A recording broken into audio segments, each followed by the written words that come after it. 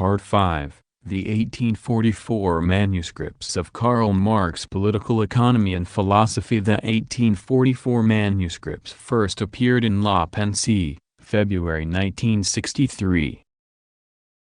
The publication of the 1844 manuscripts is a real event, one I should like to draw to the attention of the readers of La Pensée.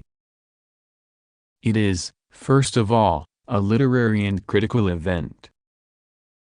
Up till now, the manuscripts have only been accessible to French readers in the Costas edition, Molitor, Volume 6 of the Oeuvres philosophiques. Anyone who had to use it knows from experience that this partial text, with important arguments cut out and afflicted with errors and inaccuracies, could not serve as a tool for serious work.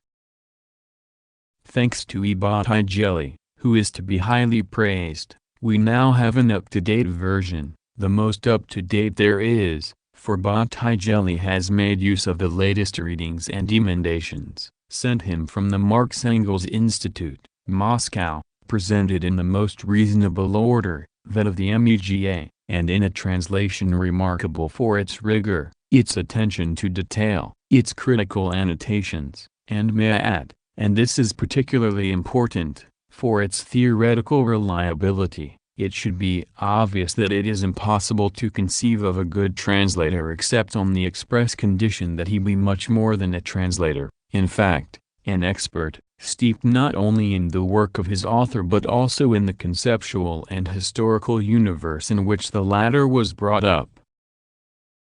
On this occasion this condition has been fulfilled, but it is also a theoretical event. This is the text which has for 30 years been in the front line of the polemics between defenders of Marx and his opponents. Bottigelli gives a good account of the way the roles were shared out in this great debate. First Social Democrats, initially its first editors, Landshut and Meyer, then spiritualist philosophers, existentialist philosophers, phenomenological philosophers, etc., ensured this great text's success, but, as might be expected, in a spirit foreign to an understanding of Marx or even to the simple comprehension of his formation.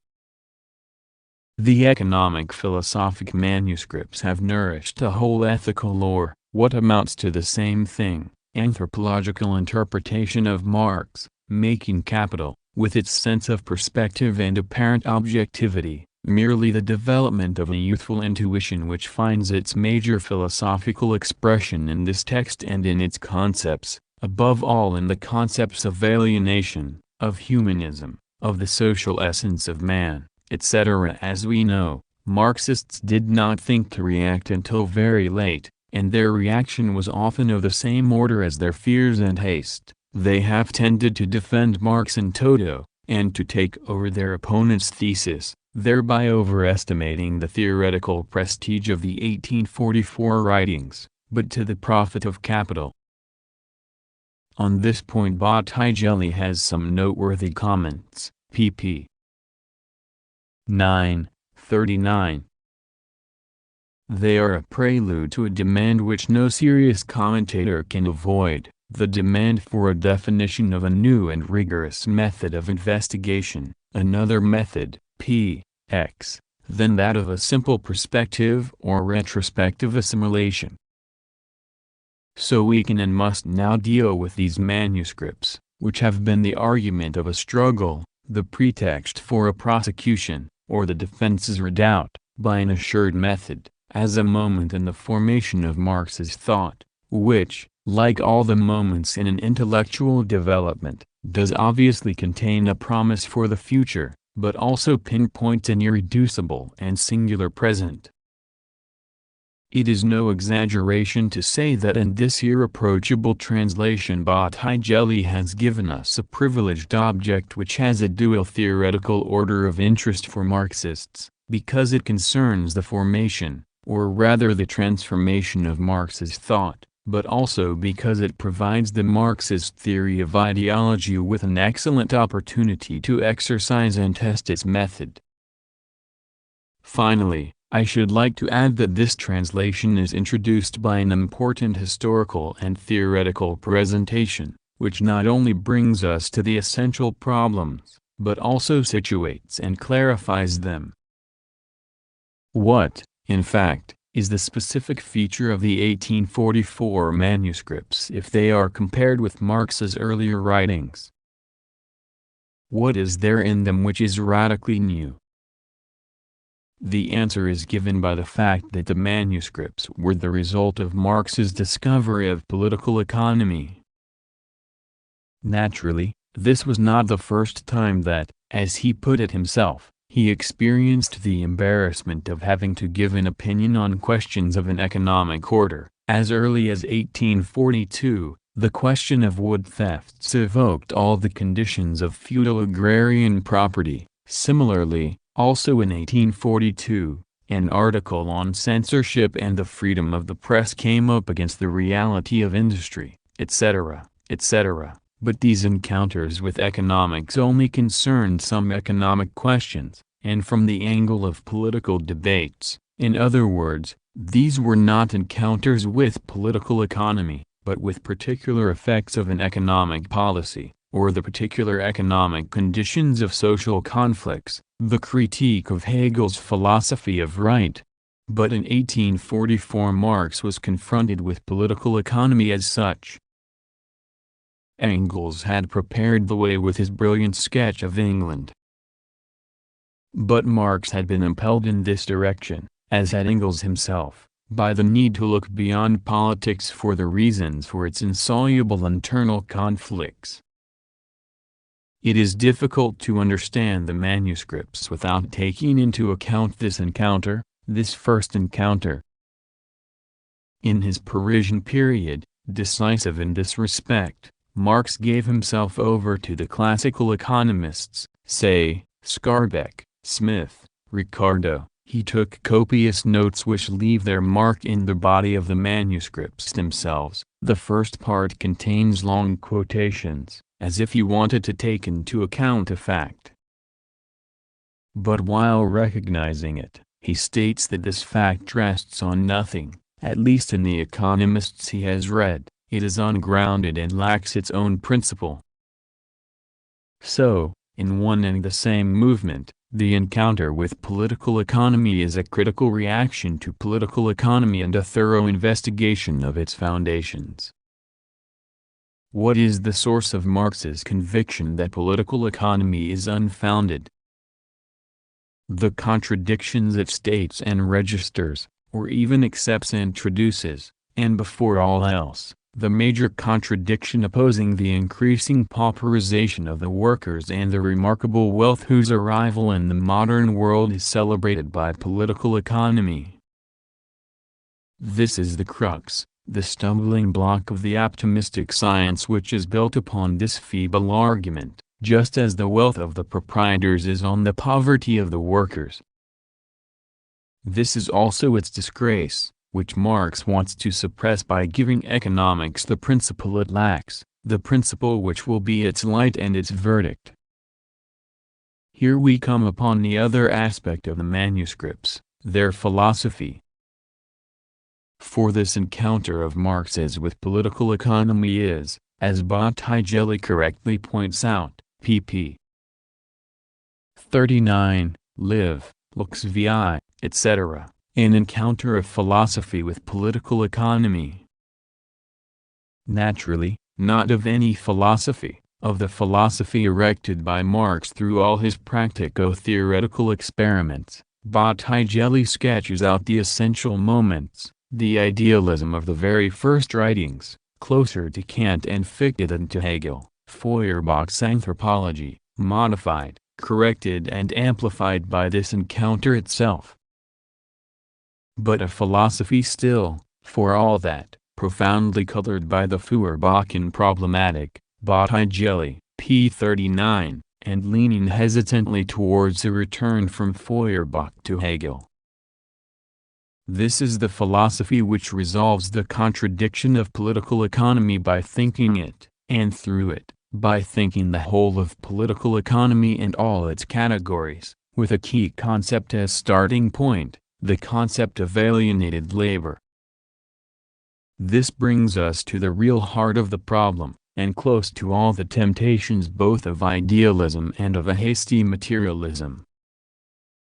For, at first sight, we are in familiar territory, I mean in that conceptual landscape in which we can identify private property, capital, money, the division of labor, the alienation of the laborer, his emancipation and the humanism which is his promised future.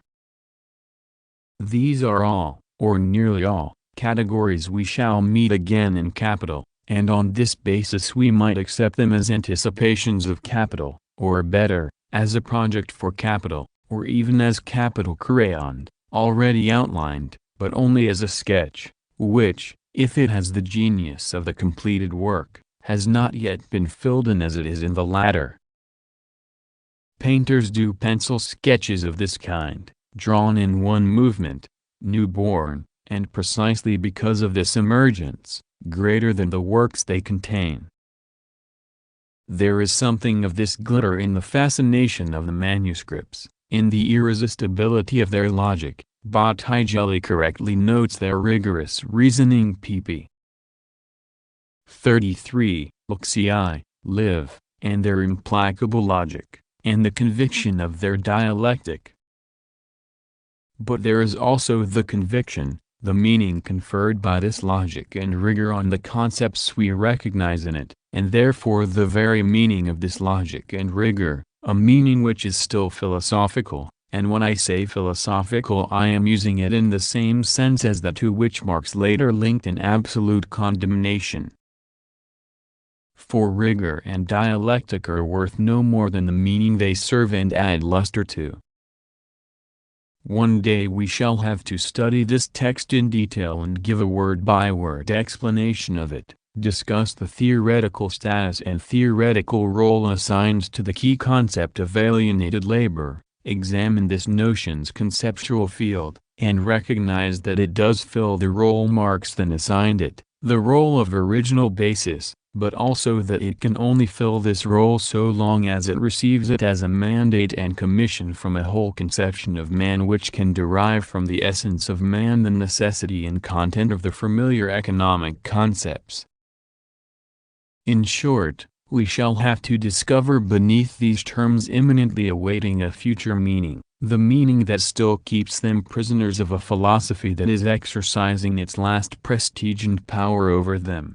And except that I would rather not abuse my freedom to anticipate this proof, I should almost say that beneath this relation, that is, beneath philosophy's relation of radical domination over a content soon to become radically independent, the Marx furthest from Marx is this Marx, the Marx on the brink, on the eve, on the threshold, as if, before the rupture, in order to achieve it, he had to give philosophy every chance, its last, this absolute empire over its opposite, this boundless theoretical triumph, that is, its defeat. Botticelli's presentation takes us to the heart of these problems.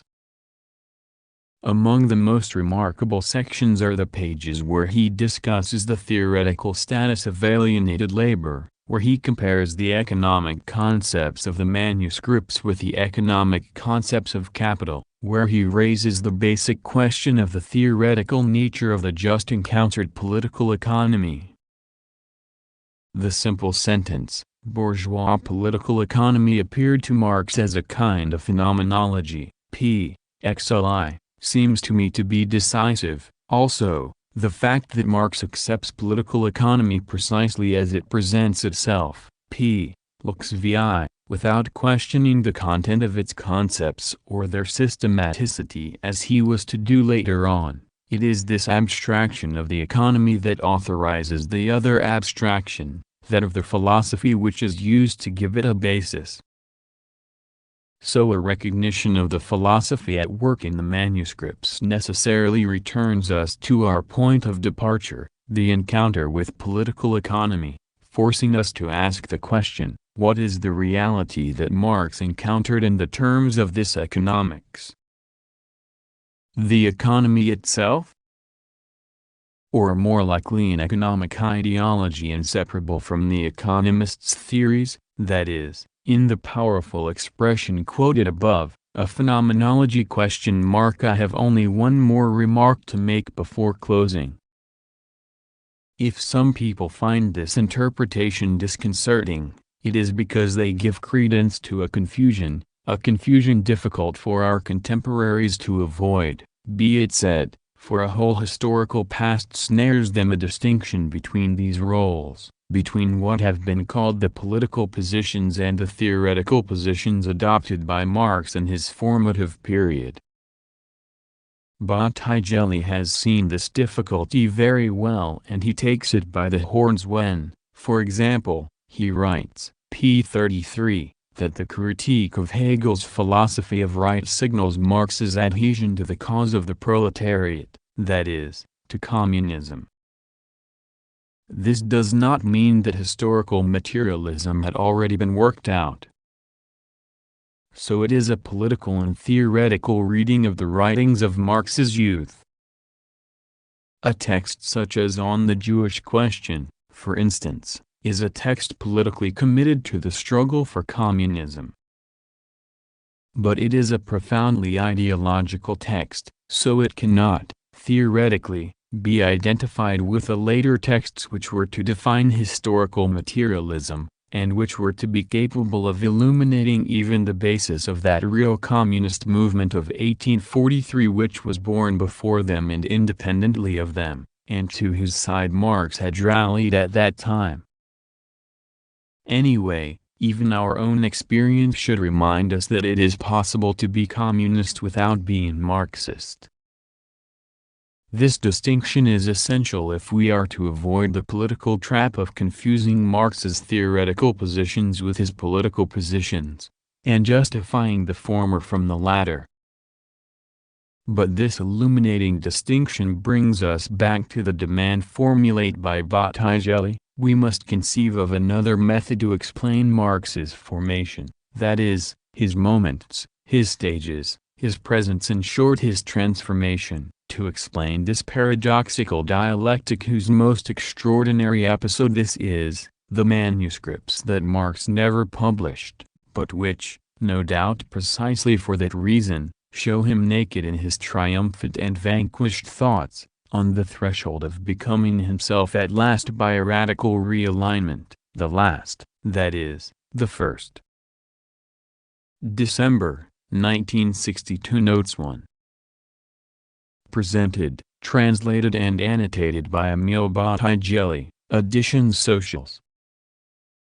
Part 6, on the materialist dialectic, on the unevenness of origins, all mysteries which lead theory to